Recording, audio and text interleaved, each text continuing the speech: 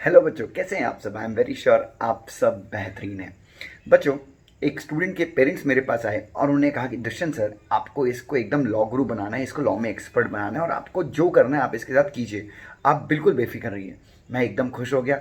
वो बच्चा क्लास आया, क्लास में बैठा और साला मोबाइल ही मोबाइल यूज़ कर रहा था। मैंने उसको बुलाया पास में और खींच के एक थप्पड़ मारा। जैसे ही मैंने उसको थप्पड़ मारा, शाम को उसके पापा के गुंडे आ गए और उन्होंने मुझे मेरी पकड़ के बहुत पिटाई करी। मतलब ध्यान से देखिए, मुझे क्या मिला था। मुझे एक अधिकार था कि मैं उस बच्चे के साथ जो चाहे वो कर सकता हूँ, उसको लॉ गुरु बनाने के लिए। लेकिन जब मैंने अपने अधिकार को यूज़ किया तो उसके पिताजी ने मेरी वाट लगा दी। मतलब मेरे पास एक अधिकार था, बट उस अधिकार को अगर मैं इस्तेमाल करूँ और मुझे उस अधिकार को इस्तेमाल करने से कोई रोके तो मैं उसके खिलाफ कुछ कर नहीं पा रहा था। मतलब मैंने जब उस लड़की की पिटाई की तो या मैं उसको सही रास्ते पे लाने की कोशिश की तो मेरे पास कोई अधिकार नहीं था। मतलब मेरी जब पिटाई हुई तो मेरे पास कोई अधिकार नहीं था। मैं उसके पिताजी के पास पहुंचा तो पिताजी ने मेरे को बोला, नहीं तुम्हारी कोई औकात नहीं, तो मेरे बेटे को कैसे छू सकते हो। कहने का मतलब ये है बच्चों, अगर आपको कोई भी अधिकार मिला है और उस अधिकार को इस्तेमाल करने के लिए अगर आपके पास कोई राइट नहीं है, या फिर आपको कोई राइट मिला है बट उस राइट को इस्तेमाल करने के लिए आपके पास कोई पक्का सबूत नहीं है, कोई पक्का हथियार नहीं है, तो उस राइट का कोई मतलब नहीं रह जाता है।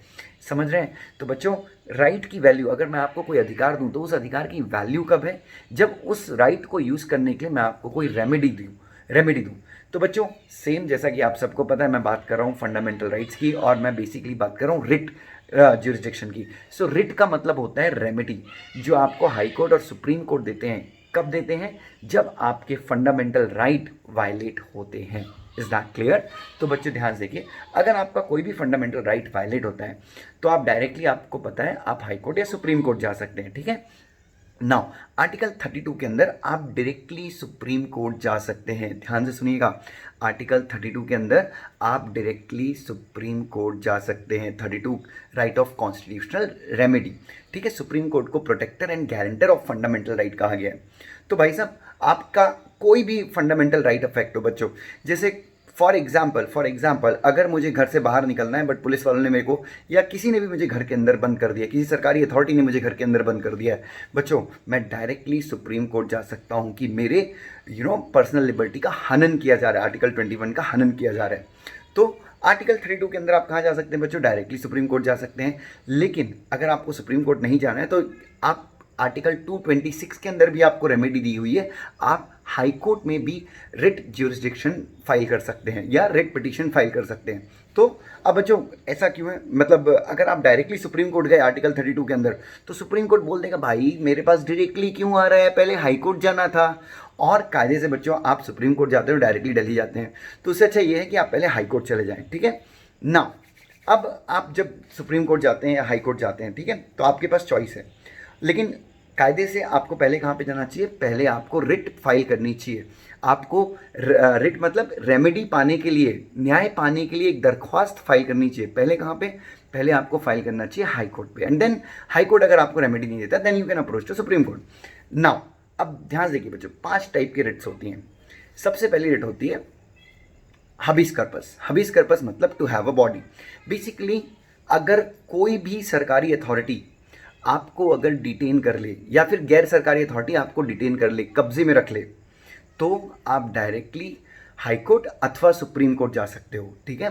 तो फॉर एग्जांपल, अगर आपको एयरपोर्ट पे डिटेन कर लिया गलत है, आप और आपको लगता है कि गलत तरीके से डिटेन किया गया, एयरपोर्ट वालों को लगता है कि आपके पास इलीगल सामान थे, तो आप डायरेक्टली, आपका वकील हाई कोर्ट या सुप्रीम कोर्ट जा सकता है। और टू हैव अ बॉडी, समझिए, अगर आपकी फ्रीडम, जो फ्रीडम है आपकी घूमने फिरने की फ्रीडम है, उस फ्रीडम को रिस्ट्रिक्ट किया गया है, तो आप डायरेक्टली कौन सी रिट फाइल करते हैं? हबीस कर्पस। ये पहली रिट है। दूसरी है रिट ऑफ सर्शियोररी। सर्शियोररी का मतलब होता है बच्चों, हाई कोर्ट और सुप्रीम कोर्ट के पास पावर है कि अगर मान लीजिए, अगर नीचे वाले कोर्ट्स ने, हाई कोर्ट और सुप्रीम कोर्ट के नीचे जो भी कोर्ट्स हैं, अगर उन्होंने कोई भी गलत फैसला दिया है तो वो क्या कर सकते हैं? वो रिकॉर्ड कॉल कर सकते हैं उस केस का, और उस केस को रीओपन करके, अगर उनको लगता है कि यार इस केस में गलत फैसले दिए गए हैं, तो वो केस का डिसीजन क्या कर सकते हैं? कैंसिल कर सकते हैं। फॉर एग्जाम्पल जूनियर टीचर ने आपको कुछ पढ़ाया, वो आपको लगा कि यार उसने गलत पढ़ाया, तो आप मेरे पास आए और मेरे को कहा कि दुष्यंत सर हमको ये उस आदमी ने पढ़ाया। मैं चेक करता हूँ, अरे सच में गलत पढ़ा है। मैंने बोला बेटा ये गलत कंसेप्ट है, सही कंसेप्ट मैं आपको समझाता हूँ।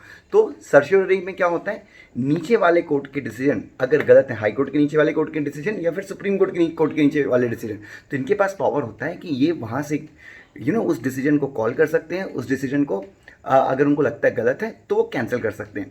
Next is writ of prohibition. देखिए सर्शियोरी में क्या था, जब फैसला सुनाया जा चुका है, आप जिस लड़की से प्यार करते थे उसकी किसी और से शादी हो गई, फिर आप बनते हैं अजय देवगन और आप उस लड़की को छुड़ा के ले आते हैं कि नहीं यार उस लड़की के साथ गलत हुआ है।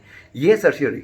प्रोहिबिशन में क्या है, नीचे वाले जो कोर्ट्स हैं, हाई कोर्ट और सुप्रीम कोर्ट के नीचे वाले जो केस कोर्ट्स हैं, उन्होंने अभी तक फैसला नहीं सुनाया है, बट आपको लग रहा है कि केस में आपके साथ कुछ गलत हो रहा है। ठीक है, फॉर एग्जाम्पल गलत तरीके से आपके घर पे सर्च वगैरह हो रही है, या फिर गलत तरीके से आपके अगेंस्ट इंजंक्शन वगैरह पास हुआ है। मतलब अगर मैं साधारण भाषा में कहूँ तो जिस लड़की से आप प्यार करते हैं उसकी शादी अभी दूसरे से हुई नहीं है, बट उसके घर वाले बहुत सीरियस हैं, शादी करने का सोच रहे हैं, तो आप कौन सी रेट फाइल करेंगे, प्रोहिबिशन। ठीक है, तो याद रखिए केस के टाइम पे अगर आपको रेमेडी चाहिए तो आप मतलब जब आपका केस चल रहा है आपको रेमेडी चाहिए तो आप कहाँ पे जाएंगे, हाई कोर्ट या सुप्रीम कोर्ट में कौन सी पिटीशन फाइल करेंगे, प्रोहिबिशन। केस का डिसीजन आ गया, आपको लगता है आपके साथ गलत है, तो भी आप क्या कर सकते हैं। और हमेशा याद रखिए जो भी रेमेडीज़ हैं ये फंडामेंटल राइट से रिलेटेड केसेस होने चाहिए, तब आपको रेमेडी मिलेगी। नेक्स्ट जो रेट आती है बच्चों, नेक्स्ट जो रेट आती है वो रेट आती है जिसको हम बोलते हैं क्यो वारंटो। नाम ही क्या है, क्यो वारंटो। क्यों क्यों क्यों, किसी सरकारी ऑफिसर ने आपका लाइसेंस कैंसिल कर दिया तो आप कोर्ट जा सकते, कोई भी लाइसेंस, आपका बिजनेस लाइसेंस या कुछ भी लाइसेंस कैंसिल कर दिया तो आप कोर्ट जा सकते हैं और कोर्ट में पिटीशन फाइल करके बोल सकते हैं कि उस सरकारी ऑफिसर से पूछो जिसने मेरे खिलाफ ये कार्रवाई की है, किस अथॉरिटी से, उसके पास क्या औकात है, उसके पास वो अथॉरिटी कहाँ से आई, उसके पास वो पोजीशन कहाँ से आई कि उसने मेरे साथ मेरा लाइसेंस कैंसिल किया।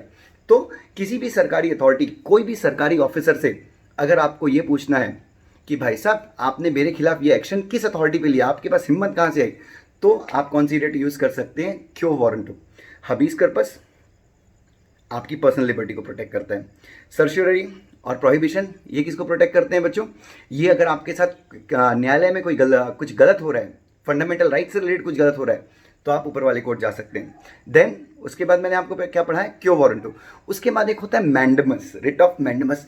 देखिए रिट ऑफ मैंडमस में क्या होता है, अगर कोई भी सरकारी बॉडी अगर कुछ भी ऐसा काम नहीं कर रही है जो उसे करना चाहिए, मैं सरकारी हॉस्पिटल में इलाज कराने गया, मेरा इलाज नहीं किया गया, क्या करूंगा बच्चों, मैं हाई कोर्ट या सुप्रीम कोर्ट जा सकता हूं। अगर सुप्रीम कोर्ट जाना है आर्टिकल 32, हाई कोर्ट जाना है आर्टिकल 226। ठीक है, तो कोई भी सरकारी अथॉरिटी अगर अपना काम नहीं कर रही, मेरे को गवर्नमेंट कॉलेज में एडमिशन नहीं मिला, मुझे किसी यूनिवर्सिटी में एडमिशन नहीं मिला, जबकि उनकी दायित्व है कि उन्होंने एडमिशन देना है। ठीक है, कोई ट्रिब्यूनल मेरा केस लेने से इनकार कर रहा है, तो बच्चों कोई भी सरकारी बॉडी अगर अपनी जिम्मेदारी नहीं निभाती तो अपन क्या कर सकते हैं, we can directly approach to where high court और supreme court under the respective articles. Thank you so much, god bless you.